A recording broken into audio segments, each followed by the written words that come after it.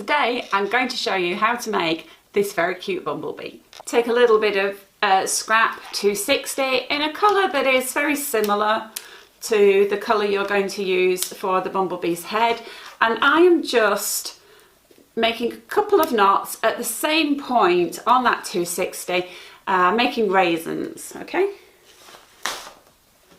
I'm just trimming off the ends, and we've got 2 little knots in that raisin. Okay, and make another one of these, and then we just want to take our 5-inch yellow and just drop those raisins inside that 5-inch. Use the scrap of 350.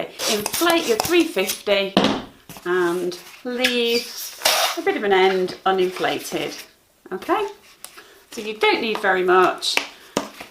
I'm now going to inflate my 5-inch round yellow, and I want this 5-inch round to be very soft, so I'm going to inflate to about 3.5 inches or so. So I've overinflated and then I've let some of the air out. Okay, and again twist, and you can tie these two together and then trim off the ends, trim off the nozzles. Okay, for our bumblebee's wings we're going to be using 2 6-inch hearts. Today I happen to be using ivory, but more often I use white for the wings. And inflate your hearts. We actually want to overinflate, so give that a twist and inflate your next heart. Okay, so we want to stretch out the latex and overinflate those hearts, and then let them down a little bit to the point where you can just about see the lobes appearing.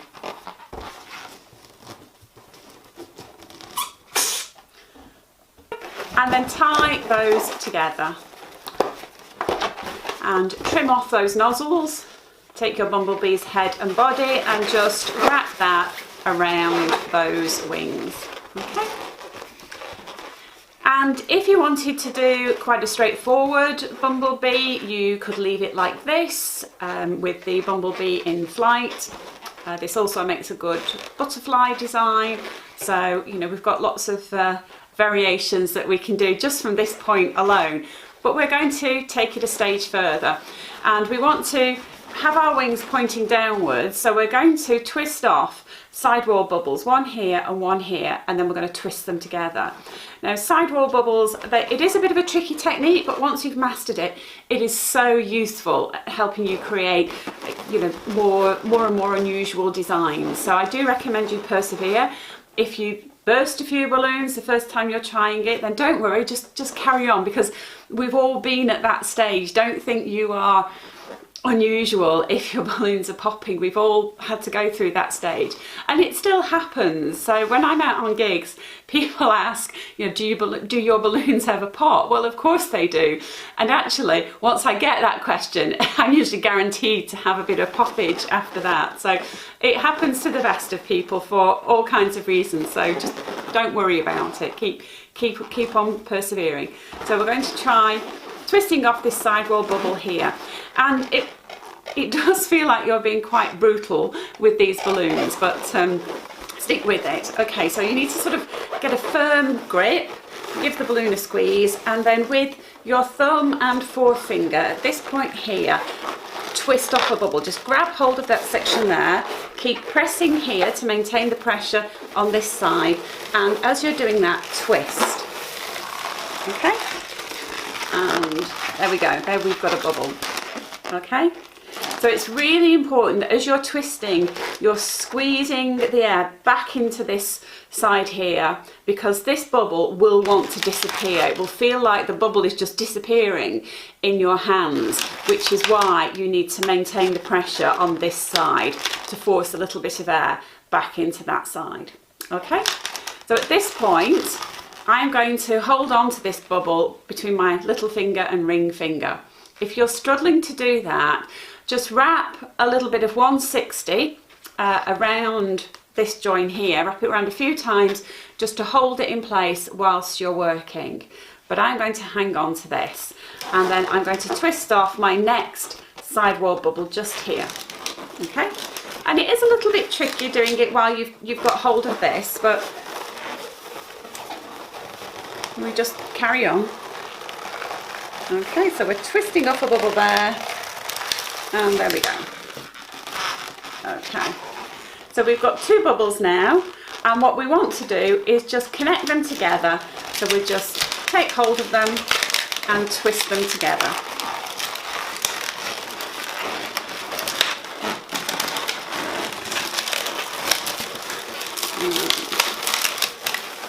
Do this quite carefully, okay? And I like to position them so that, you know, we've got 1 bubble on top and 1 bubble underneath. Take a 160 in black and put that onto your hand pump.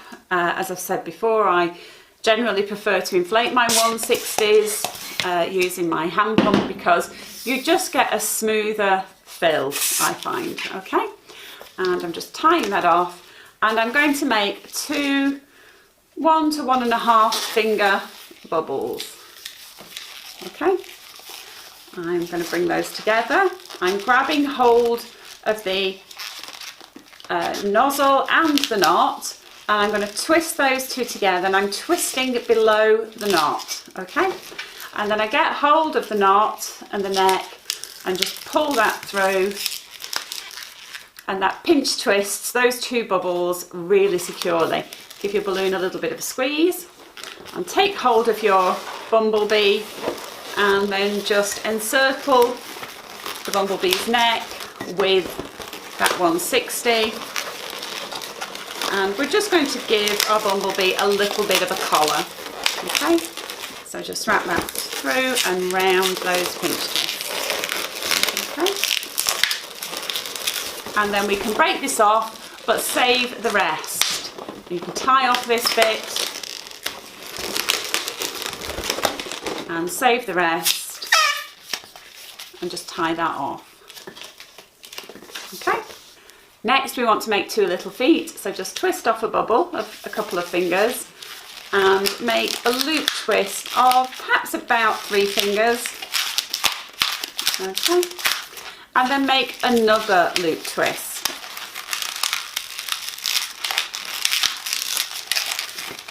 Of the same size, and twist the 2 together. Okay, give your balloon a squeeze, and then what we want to do is wrap the legs into the bottom of our sidewall bubbles. So what this will do, we will be bringing the wings down. I like to have some longish legs on my bumblebee, so I'm just going to look and see how long I want the legs to be. Everything needs to be sort of in proportion, so I'm going to make a bubble that's about 5 inches or so. I've twisted that off, and I'm just going to wrap that twist into the lower sidewall bubble. And you just need to be a little bit careful doing this.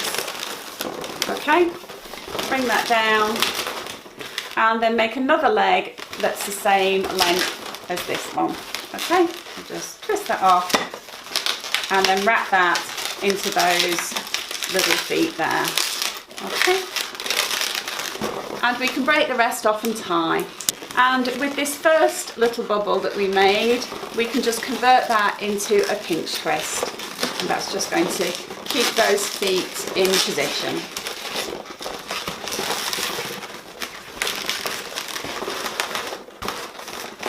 Okay, so this is what we've got so far. So take a piece of 160, perhaps a little over half, and take your pocket pump and put perhaps about 3 to 4 inches of air in there, tie that off.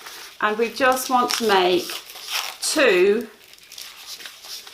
finger bubbles.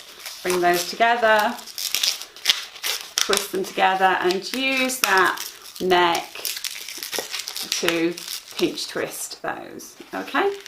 And then split this bubble in half, and just get hold of the end, snap that out a little bit, and then wrap your hand around gently around. You need to be making contact. Your hand needs to make contact with the balloon. You need to be able to feel that uninflated balloon, but don't grip it. Don't hang on to it for grim death. Just have a little bit of pressure around the balloon, and then squeeze this bottom balloon, and that will just poodle tail into the end. So there you've got your antennae, and make another one of these. The next thing I like to do is to put the stripes onto the bee's body, and I do this using an uninflated 260 black. Okay, so you will probably need a full 260 for each stripe. Okay, and I tend to put 2 stripes on. So I just wrap the uninflated 260 around and then tie it a couple of times at the back. Okay, don't tie too tightly. You just want the 260 to stay in position without it being very tight. Okay, you always do the top one first and then trim off the end, and then make your second stripe, and you want to make sure that your knots are going to be in line with one another at the back. Okay. This design also works well as a wasp. The only thing you need to change is just to tell your client that it's a wasp. So I don't actually make any changes to the design at all. And this one, I'm just going to cut off the tip. So, because what I want to do with this end is just bring this tail back and just wrap that into those 2 sidewall bubbles there. Just wrap that round a couple of times, and that forces the legs down into the position that I want. And then you can trim off the rest of this uninflated black 260. Okay, so it's the stripes on the body that just pull those wings down into position. Okay, and you can position the body different ways. You can have, you know, the tail going through the legs there and have your bee bending over a little bit, or you can have the tail to one side. It's entirely up to you how you want to position your bee. Okay, so this is what we've got at the moment. Okay, the next thing we want to do is to position the antennae, and we want to have on either side of the bumblebee's head. So just grab hold of that, take your antennae and just wrap that raisin directly into those 2 pinch twists. Okay, you can wrap that around a couple of times, and this is why we wanted the head to be so soft, and to stretch that latex out. Okay, because now we've got our antennae in position, and we've got a really close connection there between the antennae and the head. Sometimes when you use raisin twists and you're wrapping a 160 round and then wrapping that 160 into the pinch twist, it can be quite a loose connection, whereas for this design, you know, it's on the head, we want it to be really firm. And then do the same thing on the other side. And just invert that, wrap it around. Again, I'm going to swap hands, I just find it easier that way. And take your antennae and just wrap that around a couple of times ideally. Again, it looks a little bit brutal, but if your head is underinflated, then you can get away with it.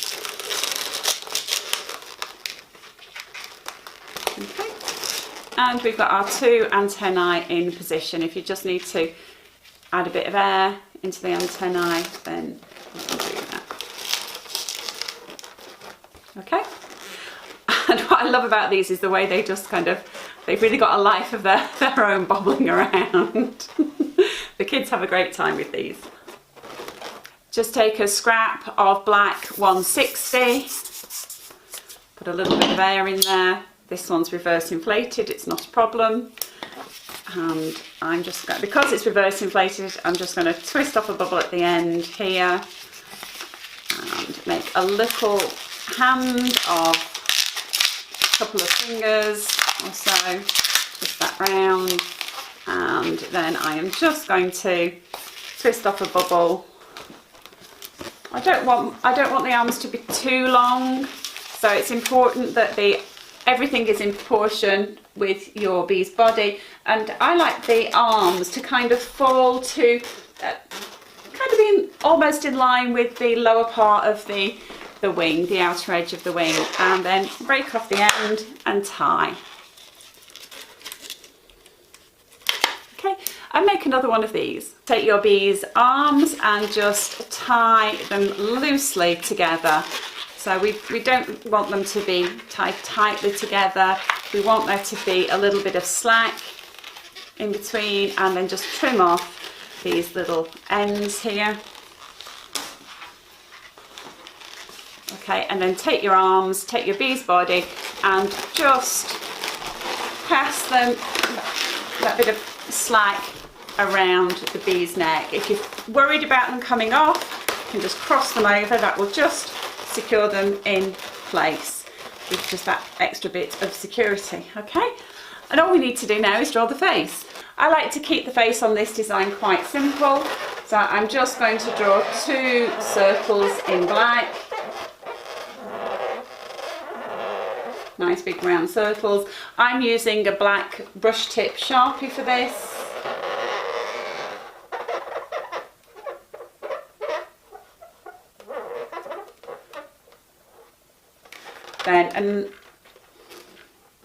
Then a nice big smile, a little dash for the nose, make a larger circle in the eye followed by a smaller one, and do the same thing on the other side.